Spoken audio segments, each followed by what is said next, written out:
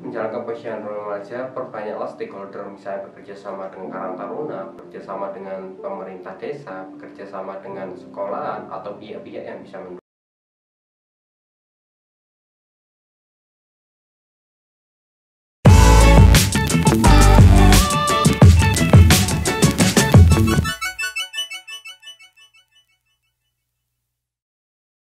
Oke, kembali lagi sama saya Yoga Andika. Gimana kabarnya para generasi muda? Di kesempatan kali ini kita akan berbincang-bincang mengenai bagaimana kita itu mendirikan sebuah posyandu remaja yang ada di daerah. Tentunya saya akan menceritakan hal ini karena apa yang sudah saya terima, apa yang sudah saya jalankan selama saya menjalankan posyandu remaja yang ada di daerah saya bersama teman-teman saya. Langsung aja kita akan berdiskusi bagaimana caranya membuat posyandu remaja. Pertama, mengenali masalah. Kita harus bisa mengenali masalah, problem, atau apa yang ada di daerah itu tersebut. Misalnya di salah suatu desa ada kasus tentang menikah di usia muda. Masalah-masalah itu yang harus kita kaji sebelum kita masuk posyandu remaja.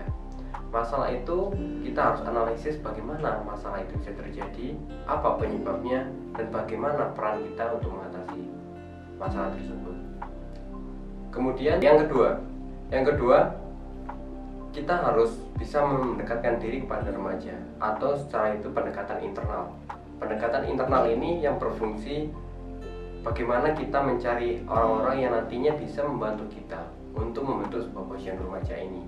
Tentunya hal ini tidak mudah karena kita harus menganalisa satu persatu remaja itu.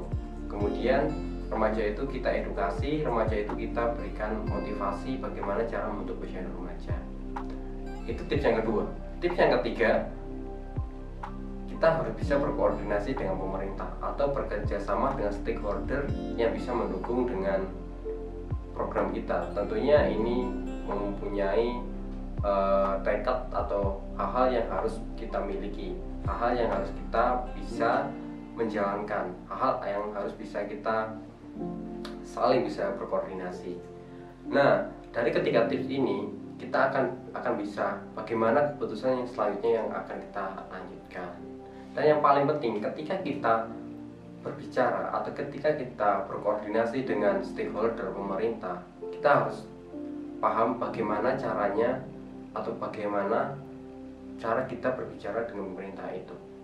Yang paling penting, jelaskan tujuannya apa. Tujuannya membentuk posyandu remaja ini apa. Terus tujuannya ketika posyandu ini berjalan, bagaimana tindak lanjutnya seperti itu. Nah, hal seperti ini yang seringkali teman-teman lupakan.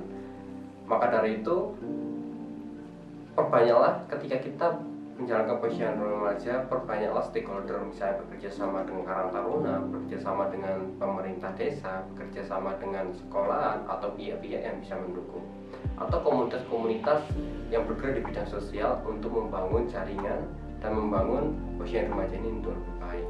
Nah, itu adalah cara-cara yang dari saya. Ketika teman-teman bisa jalankan dengan baik, kita akan bisa membentuk posyandu remaja yang lebih baik. Oke? Seperti itu adalah tips-tips dari saya. Semoga video ini bisa memberikan inspirasi buat teman-teman, bisa menambah wawasan dari teman-teman. Terima kasih atas waktunya, terima kasih sudah menonton video ini. Thank you.